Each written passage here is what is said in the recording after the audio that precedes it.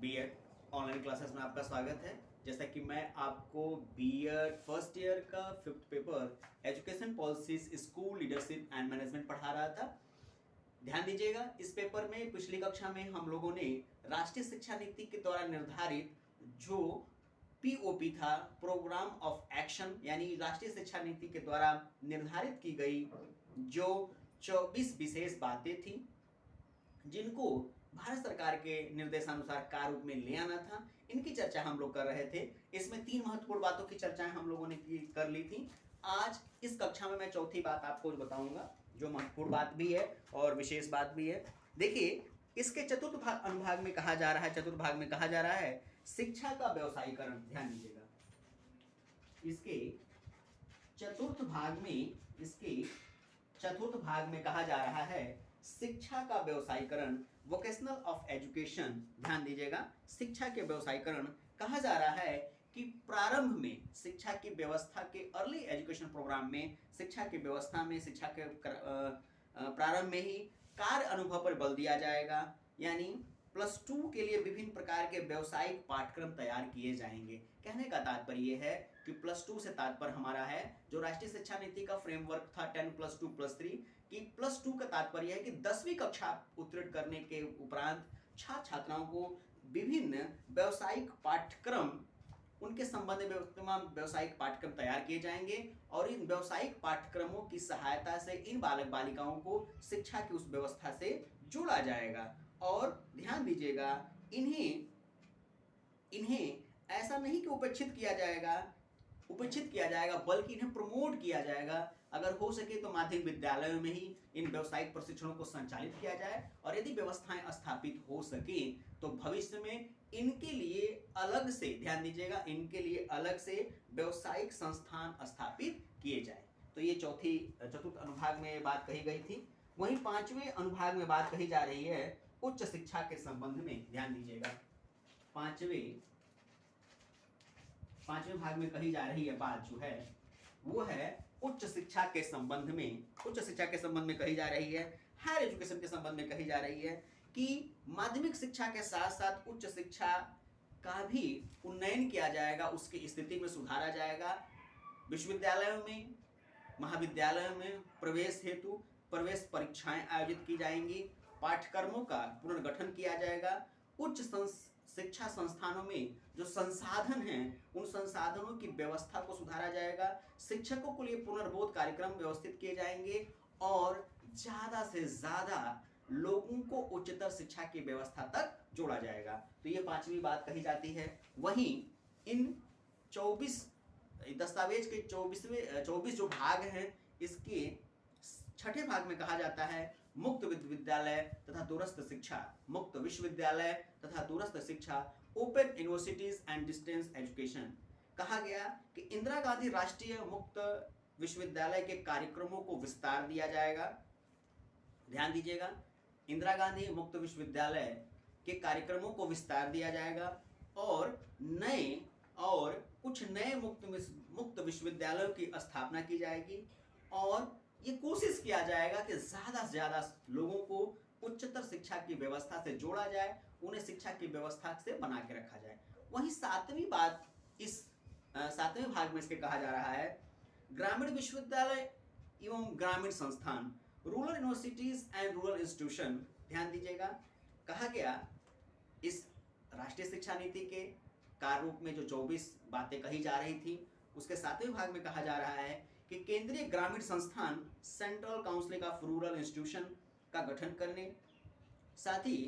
ग्रामीण विश्वविद्यालयों संस्थानों का पुनर्गठन करने और इन क्षेत्रों को स्वायत्तता प्रदान करने का भी कार्य किया जाएगा ताकि बिना किसी हस्तक्षेप के, बिना किसी रुकावट से वो अपना काम बेहतर तरीके से करते रहें।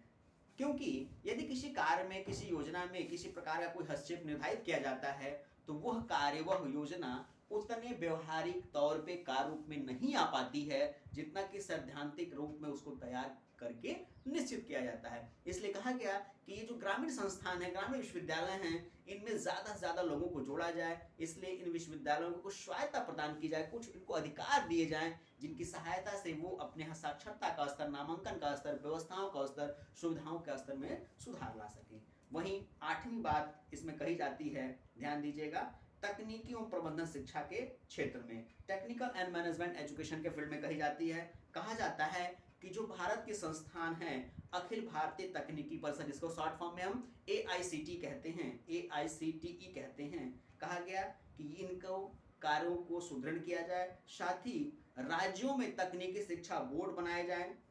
अच्छे तकनीकी तथा प्रबंधन संस्थानों को कुछ स्वायत्ता प्रदान की जाए, तकनीकी शिक्षा संस्थानों में अंतः संबंध को बढ़ाया जाए तथा इस क्षेत्र में, ध्यान दीजिएगा, इस क्षेत्र में शिक्षा की सशक्त व्यवस्था की जाए ताकि मजबूती से ये अपनी जिम्मेदारियों का निर्वहन कर सकें। वहीं इसके 9वें अनुभाग में कहा जाता है प्रणाली और कार्यकारी बनाना, मतलब जो भी सिस्टम पहले से लागू है, जो भी व्यवस्थाएं पहले से चल रही हैं, उसको कार्य रूप में लाना, उसको और मजबूती प्रदान करना, उसको और बेहतर बनाना, उसको कार्य रूप में और निर्धारित करना।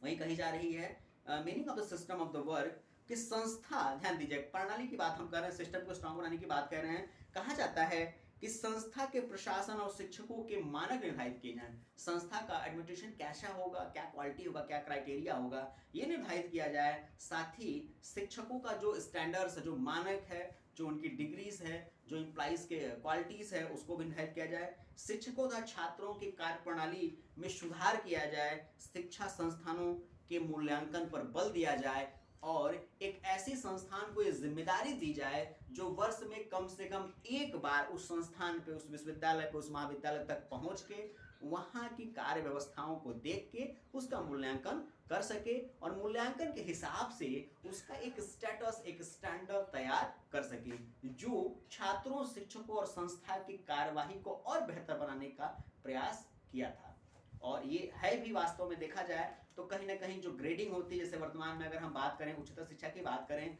तो जो विश्वविद्यालय द्वारा NAAC की ग्रेडिंग होती है वो भी अपने आप में ग्रेड होता है। तमाम विश्वविद्यालय, तमाम महाविद्यालय इस तथ्य की स्वीकृति को स्वीकार करते हैं और हर हाल में अपनी व्यवस्था को मजबूती से बनाए रखने का प्रयास करते हैं, क्योंकि उनके दिमाग में रहता है कि अगर हम अपने ग्रेड स्टैंडर्ड नहीं करेंगे तो कहीं ना ग्रेडिंग में हमारा संस्थान पिछड़ जाएगा और जो तमाम भविष्य में तमाम मुसीबतों का सामना करना पड़ेगा।